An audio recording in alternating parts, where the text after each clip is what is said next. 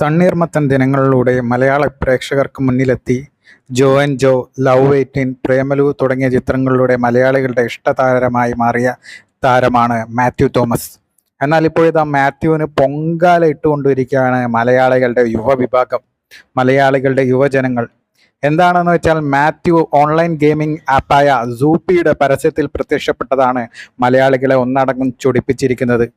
ഇപ്പോൾ കേരളത്തിൽ നടന്നുകൊണ്ടിരിക്കുന്ന ഓൺലൈൻ ഗെയിമിംഗ് ബെറ്റിംഗ് ആപ്പുകളിൽ പൈസ പോയിട്ട് യുവാക്കളടക്കം അല്ലെങ്കിൽ മുതിർന്നവരടക്കം മരണത്തിലേക്ക് തള്ളിവിടുന്ന ഈ ഒരു സാഹചര്യത്തിൽ മാത്യുവിനെ പോലെ ഒരു വളർന്നു വരുന്നൊരു താരം ഇത്തരം ബെറ്റിംഗ് ആപ്പുകളിലേക്ക് അല്ലെങ്കിൽ ഇത്തരം ഓൺലൈൻ ഗെയിമിംഗ് ആപ്പുകളുടെ പരസ്യത്തിൽ പ്രത്യക്ഷപ്പെട്ടത് തന്നെ മലയാളികൾക്ക് ഇഷ്ടപ്പെട്ടിട്ടില്ല.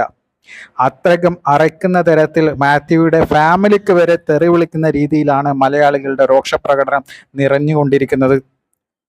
പൊന്നുമോനെ, അത്യാവശ്യം സിനിമയൊക്കെ ഉണ്ടല്ലോ, വെറുതെ ഉടായ്പിനൊക്കെ തലവെക്കല്ലേ എന്നൊക്കെയുള്ള ഉപദേശങ്ങളും മാത്യുവിനുണ്ട്.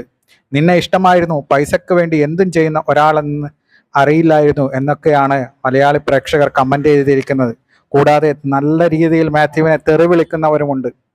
എന്തായാലും മാത്യു ഈ സൂപ്പിയുടെ കോൺട്രാക്റ്റിൽ നിന്ന് എത്രയും പെട്ടെന്ന് വിട്ടുപോരും എന്ന് തന്നെയാണ് മലയാളികൾ ആഗ്രഹിക്കുന്നത്. അത്തരത്തിൽ സംഭവിക്കും എന്ന് തന്നെ നമ്മൾ പ്രതീക്ഷിക്കാം. കാരണം ഓൺലൈൻ ഗെയിമിങ്ങിന് അടിമപ്പെട്ടിട്ട് ഒരുപാട് പേരുടെ ജീവിതം തന്നെ തുലഞ്ഞു പോയൊരവസ്ഥയാണ് കേരളത്തിലുള്ളത്.